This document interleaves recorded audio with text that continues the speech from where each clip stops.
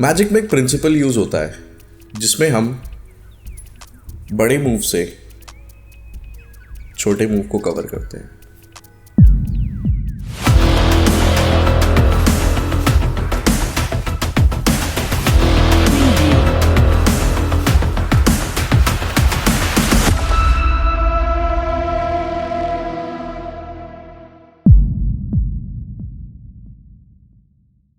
Internet, a place for opinions and entertainment. एक जगह जहां ओपिनियन और एंटरटेनमेंट अंधाधुंध बिकता है। हमारे फोन्स में जितनी एप्लीकेशंस है उतना ही इंटरनेट हम लोग यूज करते हैं, पर एक एप्लीकेशन है जो सारे फोन्स में प्री इंस्टॉल्ड आती है, चाहे वो एंड्रॉयड डिवाइस हो, विंडोज हो या फिर iOS। यूट्यूब सब में प्री इंस्टॉल्ड आता है।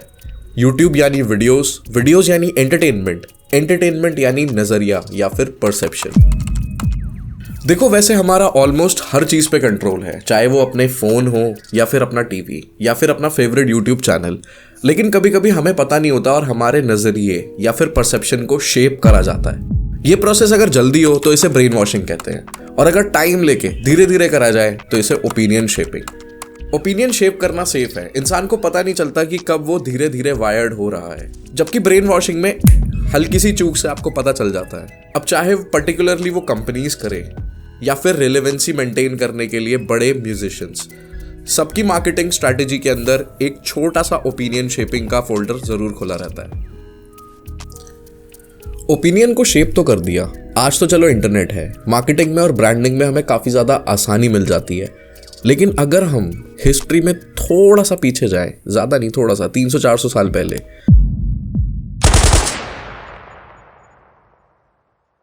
पब्लिक के अंदर अपने जैसे लोगों की एक एकता बना के एक आइडिया पर काम करना जिसमें सबकी बराबरी हो और बराबरी की हिस्सेदारी हो, यानी आपका खुद का एडमिनिस्ट्रेशन।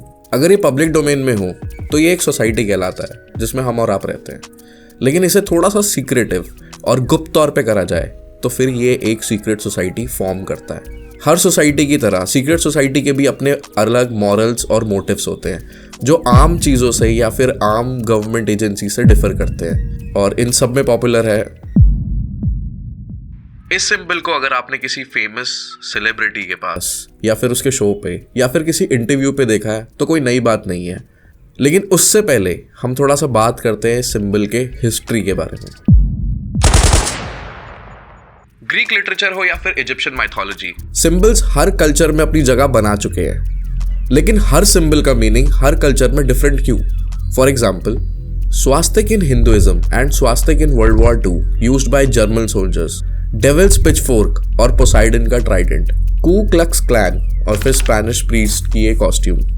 बेसिकली पहले के लोग सिंबलिज्म में सिर्फ 2 ही कारणों से मानते थे। पहला, डिस्टिंक्शन, खुद को दूसरों से अलग करना, अपने मोटिव्स और अपने बिलीव्स को एक पहचान देना, and second one is to add value, बात में वजन डालने के लिए ब्रांड का होना बहुत जरूरी है, और ब्रांड का एक यूनिक आइडेंटिटी होना और भी ज्यादा।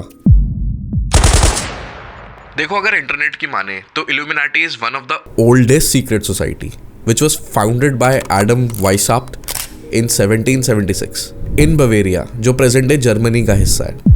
इल्यूमिनाटी का सैटानिक रिचुअल्स और डिमोनिक एंटिटी से कोई लेना देना नहीं था।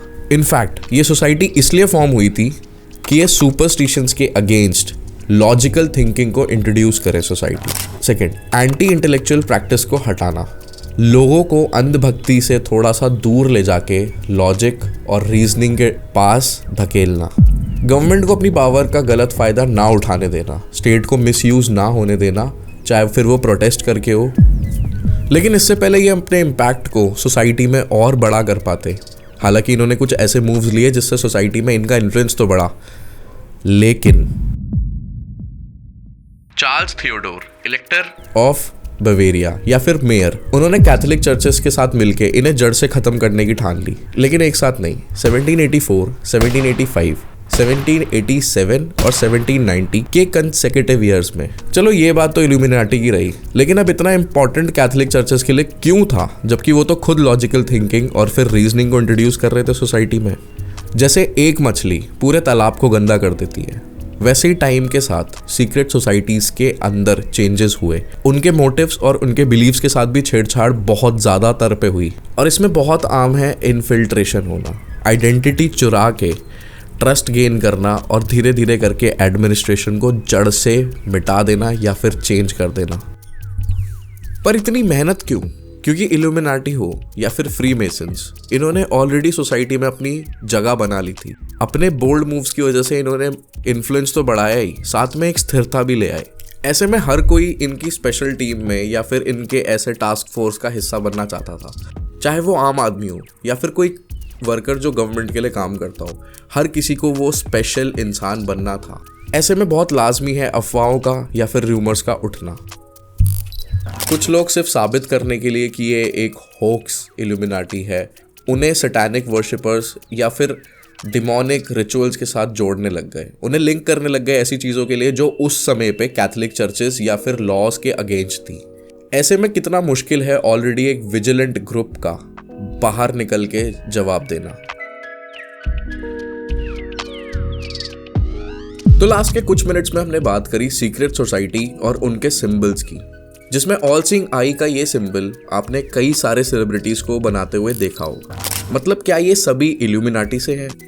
थ्योरी तो यही कहती है, लेकिन हमें सिर्फ एक पहलू पे नहीं जाना। देखो, ये सेलिब्रिटीज वैसे तो चीख चीख के कहते हैं कि ये सैटानिक रिचुअल्स को परफॉर्म करते हैं, लेकिन क्या इल्यूमिनाटी का मोटिव बदल चुका है? ना ही इनका मोटिव अब लोगों को या फिर सोसाइटी को समझदार करना है, ना ही लोगों की अंधभक्ति को मिटाना। उल्टा ये लोग सेटनिज्म या एंटी रिलीजियस प्रैक्टिसेस को परफॉर्म करते हैं और कंट्रोवर्सीज में बने रहते हैं। एक होक्स क्रिएट करना सोसाइटी के अंदर ताकि अपनी रिलेवेंसी को मेंटेन करा जा सके, कोई बुरी बात तो नहीं है। सो मेरा क्वेश्चन है, व्हाट आर वी मिसिंग?